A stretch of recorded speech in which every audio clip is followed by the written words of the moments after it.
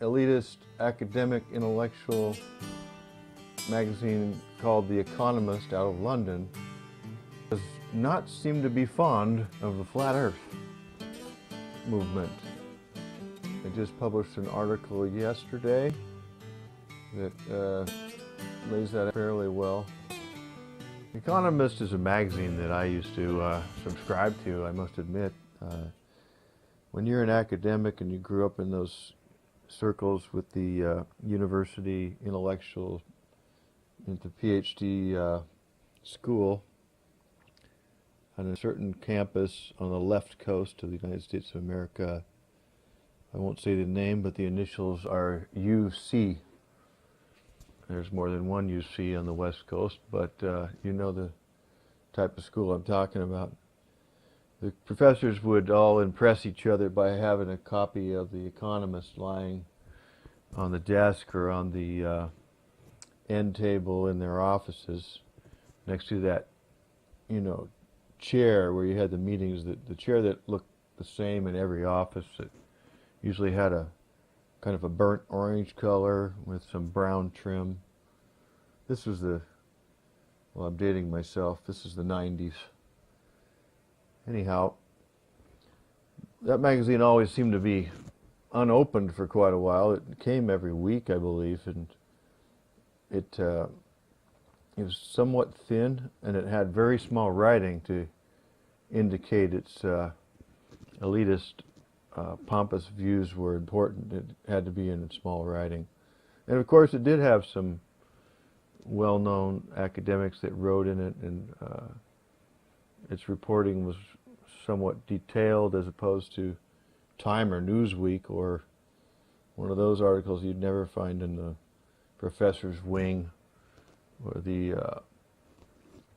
office of a PhD at any university on the left coast or the east coast of the United States for that matter. Well, that Economist magazine that I used to be fond of, I figured out I didn't care for so much. It seemed to be run by, certain outside interests, shall we say. Now, I just learned this development. The Economist magazine, quite well connected for a long time. Specifically, it was owned by large, well-known donors of the Clinton supporters, Lynn Forrester de Rothschild. Linda Rothschild has owned The Economist, her family, in majority since 2015. They purchased the 21% controlling stake in the group. This is according to the Breitbart article, which cites some other, the Los Angeles Times, dated in August, 22nd of August 2016 article. It was founded in 1843 by James Wilson, and its circulation is still about 1.5 million, half of which are sold in the United States. According to the Wikipedia, it was owned 50% by the English branch of the Rothschild family and by the Agnelli family out of Italy. So in total, 50% between those families, and the remaining held by other private investors. This is from Wikipedia under The Economist. The UK Guardian ran an article about when that sale occurred, because The Economist has such a who's who roster of people involved for some time now. The Cadburys, the Leightons, the Rothschilds and Schroders, in addition to the Agnellis, who are the owners of the Fiat car empire in Italy. Of course, The Economist has been in poor health, economically, ironically. So what caught my attention again to The Economist is this latest article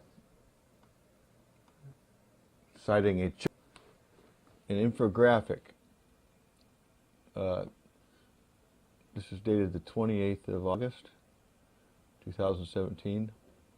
Graphic detail of flat Earth growing movement.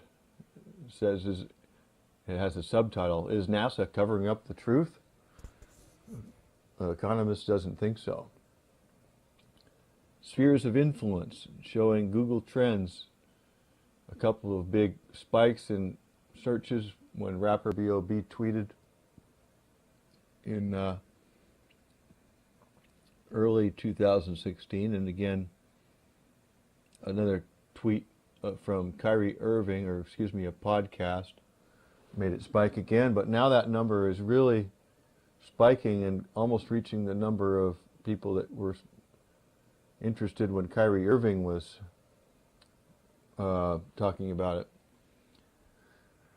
So this article says, "It is a stunt worthy of Evel Knievel. It is a stunt worthy of Evel Knievel. This week, if all goes to plan, Mad Mike Hughes, a Californian, will launch himself 1,800 feet, 550 meters, into the sky in a homemade steam-powered rocket made of scrap metal. As well as providing entertainment, Mr. Hughes wants to prove a point. On his trip over the Mojave Desert, which could propel him at speeds of up to 500 miles, 800 kilometers per hour, the 16-year-old limousine driver turned daredevil hopes to prove that the Earth is flat. Some may be surprised to learn that people still hold such views. After all, the Earth has been photographed from space, but such photos could have been faked by the evil forces who secretly control the world, right? And all those centuries of scientific evidence suggesting that the Earth is spherical could be wrong, right? In America, interest in the flat Earth movement appears to be growing. In September, Bobby Ray Simmons Jr., a rapper also known as B.O.B., launched a crowdfunding campaign to send satellites into orbit to determine the Earth's shape. On November 9th, 500 flat earthers assembled in North Carolina for the first annual Flat Earth International Conference. Data from Google Trends shows that in the past 2 years, searches for flat Earth have more than tripled. Conspiracy theories are not always harmless.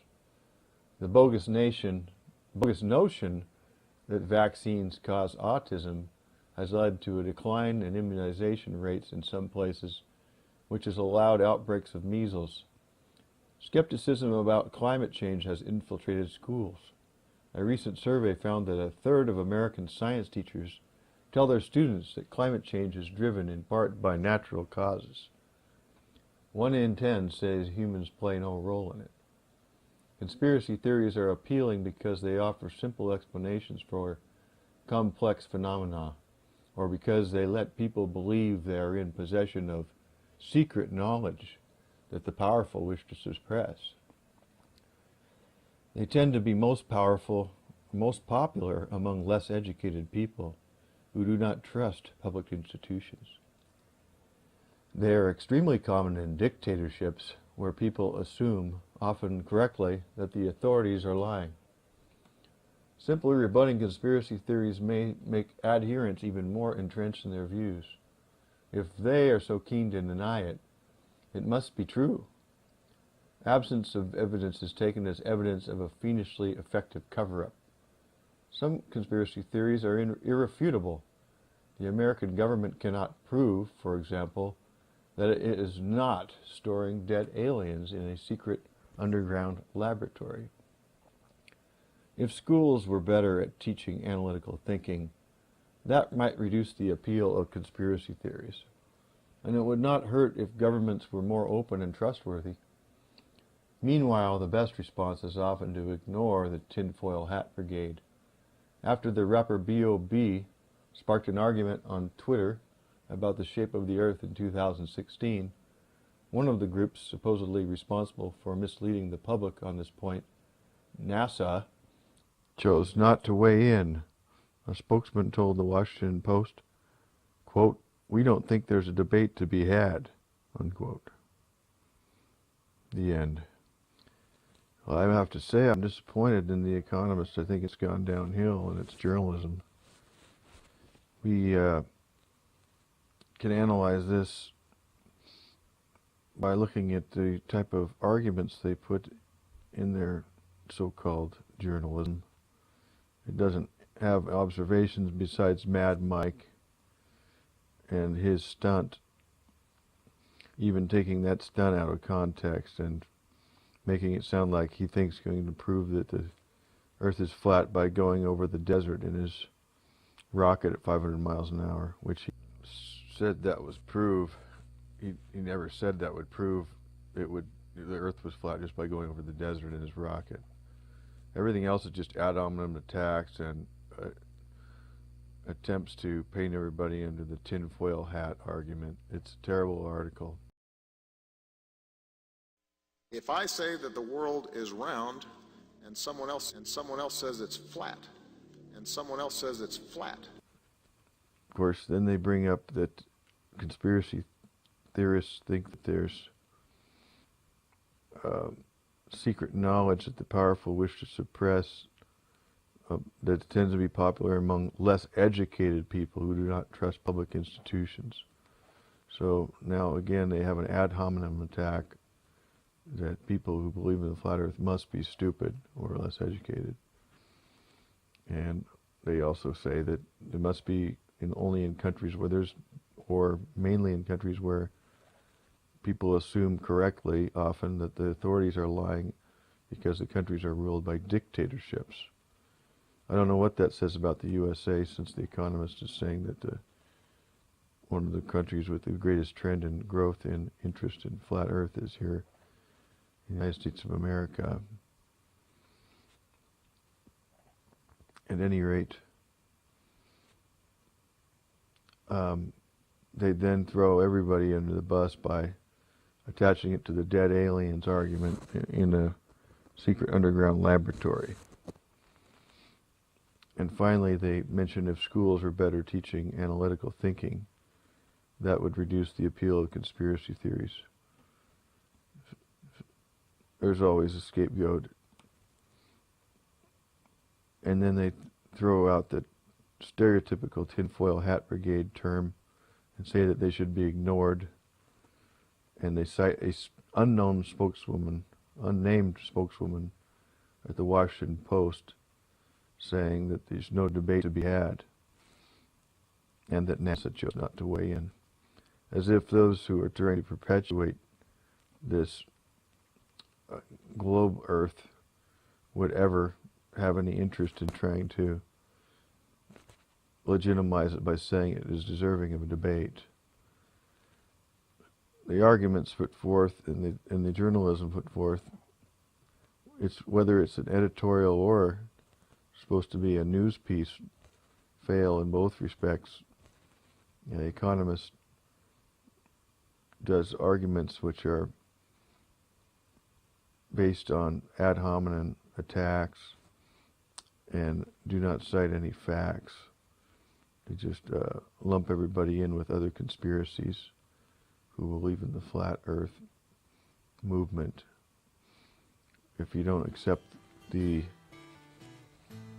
science of the globe, that means you're less educated and stupid. Well, I would like to see better from The Economist, but given the ownership of it, an agenda that they're trying to promote worldwide in other areas, I'm not surprised that they're on this side of the argument and don't even attempt to give it any credence or any journalistic integrity in their assessment of the current trend. Thanks for listening. Let me know your comments below. Have a nice day.